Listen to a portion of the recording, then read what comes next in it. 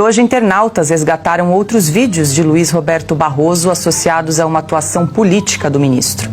Em um deles, em junho de 2021, quando o ministro ainda era presidente do TSE, o magistrado explica como se ganha uma eleição no Brasil.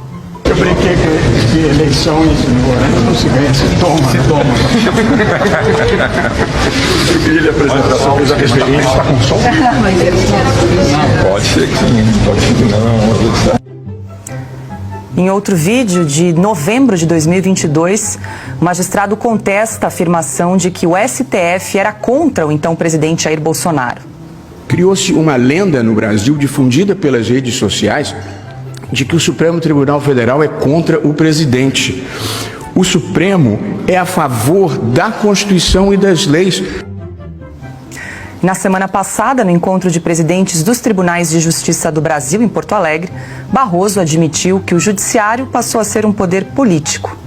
O poder judiciário no Brasil, após a Constituição de 1988, viveu e vive ainda um vertiginoso processo de ascensão institucional. O judiciário deixou de ser, já de algum tempo, um departamento técnico especializado e passou a ser um poder político na vida brasileira. Eu acho que essa é a primeira observação importante. Houve uma mudança na natureza do papel, na visibilidade e nas expectativas que existem em relação ao poder judiciário.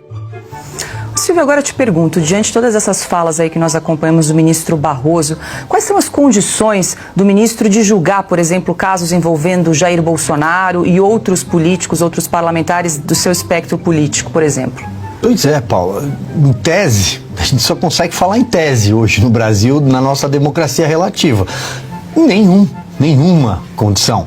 E digo mais, conforme a gente falou aqui no começo do programa, ele está na linha sucessória da Rosa Weber. Ele é o atual vice-presidente do STF.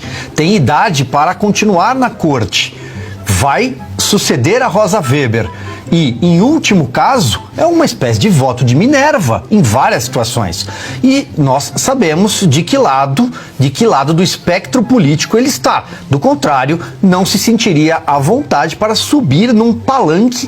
É disso que se trata, com o microfone em punho e se portando como um político, fazendo um discurso político.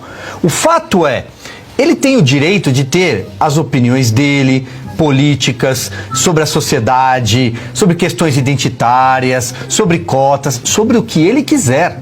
Então ele deve deixar a toga e se candidatar a um cargo político, ao Congresso Nacional, a um cargo executivo, ao cargo que ele quiser. Já aconteceu de ex-ministros de cortes judiciárias enveredarem para a política com atuação até em ministérios, mas não no cargo, não como um juiz constitucional. E o que chama a atenção, eu vou ler mais uma vez essa frase, porque diante do derrotamos o bolsonarismo, essas podem passar desapercebidas. São frases ditas lá em Porto Alegre, nós questionamos aqui o Dr. Sartori sobre elas. Ele diz: o poder judiciário no Brasil viveu e vive um vertiginoso processo de ascensão institucional.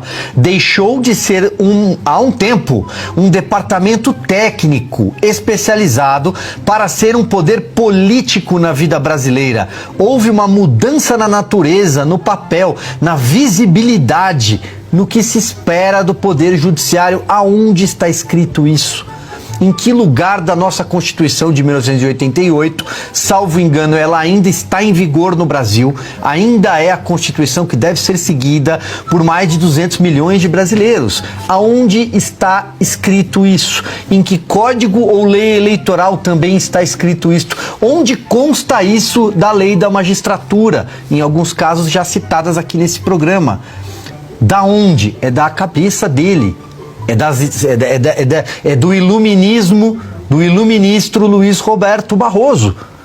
E falo com todo respeito, deixe a toga, deixe a magistratura e vai exercer seus livres poderes e direitos políticos, se candidatando, vencendo eleições e executando um papel no legislativo, que é sim também palco para discursos políticos como esse que foi feito ontem.